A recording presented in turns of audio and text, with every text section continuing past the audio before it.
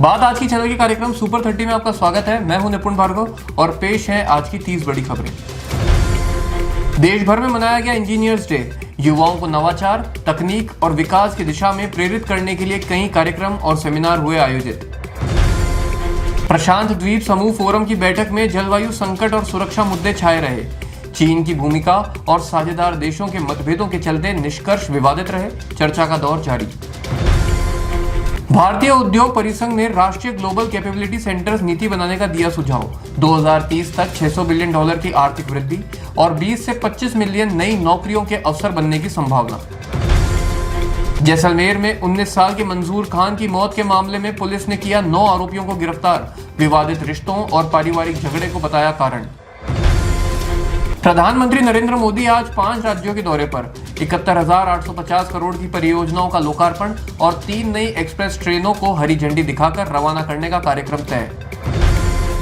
नासिक में सीबीआई ने पकड़े 2 अवैध कॉल सेंटर्स। विदेशी नागरिकों को इंश्योरेंस एजेंट और सरकारी अफसर बनाकर करते थे ठगी।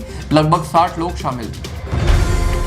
भारतीय शेयर बाजार आज मामूली गिरावट के साथ हुए बंद। निवेशक अमेरिकी फेडरल रिजर्व की आगामी बैठक पर नजर गड़ाए हुए हैं, जहां ब्याज दरों में कटौती की संभावना से बाजार प्रभावित रहा। दिल्ली में 13 साल की बच्ची से हुई साइबर ठगी। इंस्टाग्राम पर पैसे कमाने का झांसा देकर लड़की को दिया धोखा। वक्फ संशोधन अधिनियम से जुड़ी याचिकाओं पर सर्वोच्च न्यायालय कल करेगा सुनवाई। फैसला देश भर के धार्मिक संपत्तियों के प्रबंधन और प्रशासन से जुड़े विवादों पर डाल सकता है बड़ा असर। कांगो सहित कई देशों में कॉफी किसानों की हालत बिगड़ी। युद्ध संघर्ष और जलवायु संकट के कारण प्रभावित हुआ उत्पादन। अंतर्राष्ट्रीय कॉफी बाजार पर कीमतों और आपूर्ति का मंडराया खतरा। मणिपुर के चुराचांदपुर जिले में युवकों की गिरफ्तारी के बाद बढ़ा तनाव। विरोध प्रदर्शन और झड़प की खबरें आई सामने। क्षेत्र की शांति व्यवस्था पर उठे गंभीर प्रश्न। असम में 5.8 तीव्रता का आया भूकंप। कई जिलों में महसूस किए गए झटके, कोई जनहानि नहीं। कोयंबटूर में रेलवे ट्रैक पर मासूम बच्चे का शव मिलने से मची सनसनी। पुलिस जुटी जांच में। आयुष मंत्रालय ने स्वस्थ नारी सशक्त परिवार अभियान किया शुरू। देश भर में महिलाओं के स्वास्थ्य की जांच और जागरूकता कार्यक्रम चलाकर परिवार और समाज को स्वस्थ बनाने का प्रयास।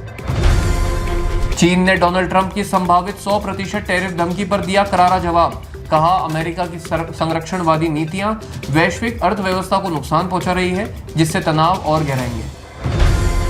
भारत पाकिस्तान मैच के बाद सूर्य कुमार यादव ने पारंपरिक हाथ मिलाने से किया परहेज। सोशल मीडिया पर वीडियो हुआ वायरल। एनपीसीओ ने यूपीआई लेनदेन की दैनिक सीमा बढ़ाकर की 10 लाख रुपए। व्यापारी और ग्राहक बड़े स्तर पर कर सकेंगे डिजिटल भुगतान। कैशलेस अर्थव्यवस्था को मिलेगी मजबूती।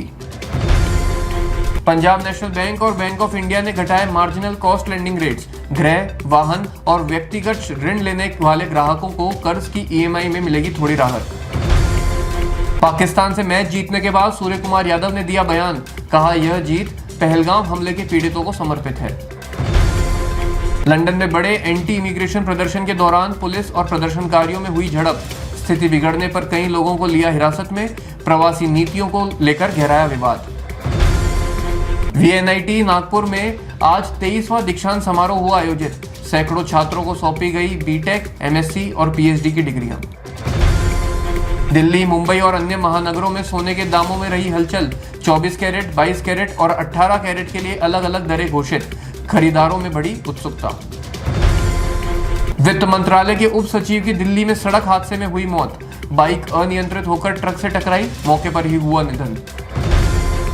ऑस्ट्रेलियाई प्रधानमंत्री एंथनी अल्बानीज पहुंचे पपुआ न्यू गिनी। दोनों देशों के बीच रक्षा समझौते को अंतिम रूप देने की प्रक्रिया जारी। क्षेत्रीय सुरक्षा और साझेदारी मजबूत होने की उम्मीद। अमेरिका, दक्षिण कोरिया और जापान ने संयुक्त नौसैनिक और वायु युद्धाभ्यास किया शुरू। क्षेत्रीय सुरक्षा और उत्तर कोरिया की परमाणु महत्वाकांक्षाओं को रोकने के लिए सहयोग बढ़ाना है उद्देश्य। चीन ने अमेरिकी सेमीकंडक्टर कंपनियों पर भेदभाव और डंपिंग का आरोप लगाते हुए शुरू की जांच। और बढ़ सकता है दोनों देशों के बीच पहले से ही चल रहा व्यापार युद्ध। रोमानिया ने रूस पर लगाया आरोप। कहा, रूस के ड्रोन ने हवाई क्षेत्र का उल्लंघन किया है। नेटो सदस्य होने के कारण इस घटना से क्षेत्रीय सुरक्षा और रूस नेटो संबंधों में गहराया तनाव। अमेरिका के यूटा राज्य में चार्ली कर्क की मौत के मामले में हुई संदिग्ध की पहचान। जांच में पाया गया कि आरोपी वामपंथी विचारधारा से प्रभावित था, जिससे बहस छिड़ी थी। अमेरिका में 73 वर्षीय व्यक्ति को इमिग्रेशन विभाग ने लिया हिरासत में। 3 दशक से अमेरिका में रह रहा था। मामले ने मानवाधिकार और शरणार्थी अधिकारों की बहस को दिया जन्म। खगोलविदों ने एक भटकते ब्लैक होल की करी खोज। यह खोज ब्रह्मांड की संरचना और गुरुत्वाकर्षण संबंधी रहस्यों को कर सकती है उजागर। सुपर 30 में आज इतना ही। कल फिर होगी आपसे मुलाकात, तब तक के लिए आज्ञा दीजिए। नमस्कार।